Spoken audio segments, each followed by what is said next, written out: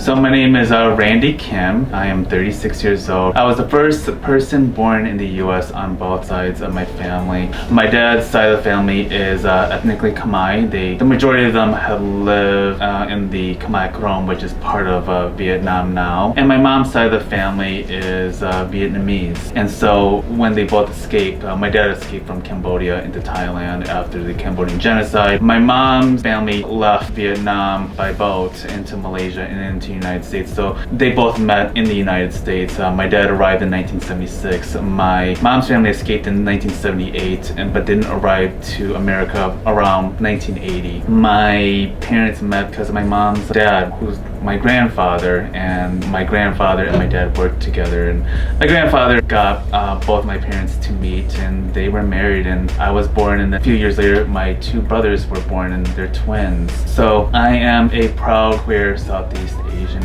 man, and I'm 36 now. I also serve on the board for the National Cambodian Heritage Museum up in Chicago since 2016.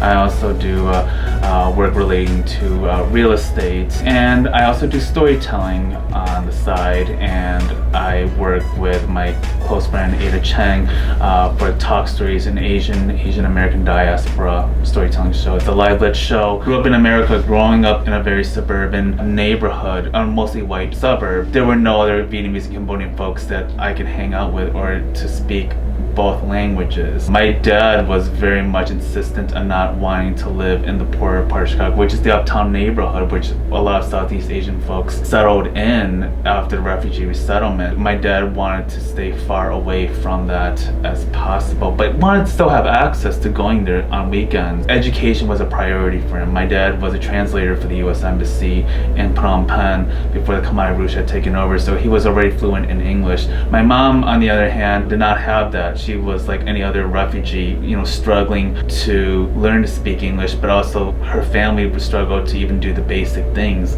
learning how to do laundry, learning how to drive a car, learning how to write a checkbook. Those were so foreign to them, so they had to rely on a refugee Catholic service agency to help teach them that. There was so much dynamics that were in play for myself growing up. I didn't really know who I was. I couldn't really speak both my parents' languages. I was also around a neighborhood and school that just did not have people that really looked like me. Very few people did, but that I couldn't really connect to, so I felt this intense diaspora of who am I? Where do I belong? How do I fit in? I didn't feel like I fit in with the Vietnamese community, I didn't feel like I fit in with the Cambodian community, and I didn't feel like I fit in with the US community as well. Then you add on the queer layer, so there's like 4 different things that I didn't feel like I'll fit into, and where can I fit in to all these identities? So yes, it was definitely a challenge for myself and for my brothers as well. Growing up in what was then a very conservative county, DuPage County, no one talked about homosexuality, and if it did, it was very frowned upon. This was during the time of the AIDS outbreak, and I heard about it in the news, but no one at school talked about it. No one at school talked about same-sex relationships. This was a very foreign concept that did not need to be discussed. When I was hitting puberty, I noticed that yes, I was starting to grow hair in other places, and then it was around that time that I started feeling attraction to people, to men and not women, and I felt very conflicted because to be gay, I did not feel like it was seen as ever normal, and I thought I was a normal person because I was not into the shock value. I was very quiet, I was very obedient, I was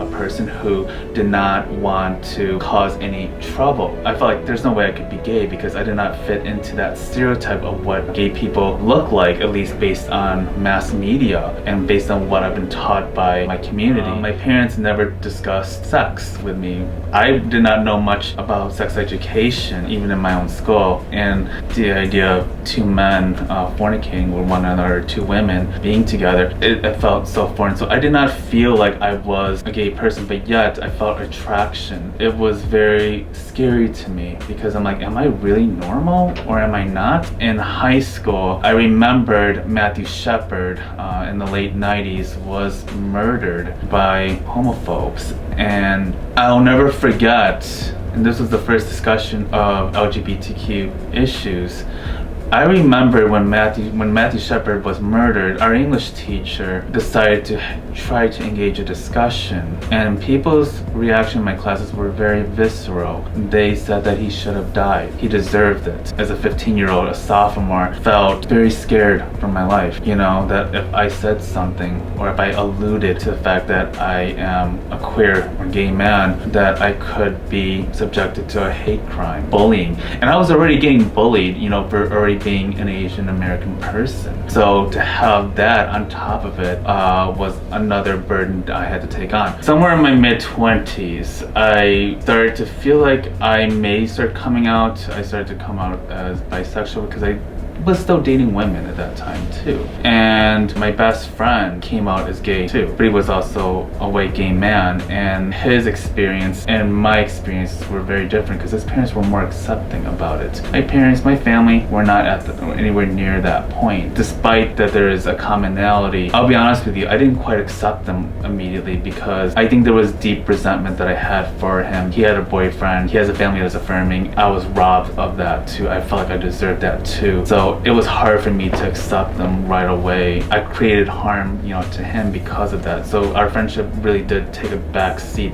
So for my mom knew about me being queer. For a while, she resisted the idea. I think a lot had to do with my grandma, because my grandma is a very staunch Catholic, and so is her family. My dad's side of the family knew that I was queer. My cousin was the first person I actually came out to. My brothers weren't quite accepting in the past. I think that once my cousin actually had that conversation with my brother like one of my brothers a decade ago, she said to him, if you disown him, I will disown you. And that was the first time I felt like someone had my back, and that meant a lot to me. For my brothers, they did end up accepting me. We had conversations, you know, the last several years, and they've been very accepting of my identity. And for my mom, when she had her stroke about 7 years ago, what really hit me very hard was, at first I thought maybe I don't really need to come out to her or to my parents because I'll just wait until they're gone. And when I said that, it felt so emotional for me. You know, it just, because I don't want my mom or my dad to be gone, right? To have that thought was not the thought that I wanted to have. I want them to know that I'm happy. My dad, on the other hand, has gone through a lot of mental health struggles. I have not come out to him officially because my dad's still recovering. He has not, because for years you couldn't talk to him about anything because my dad was in his own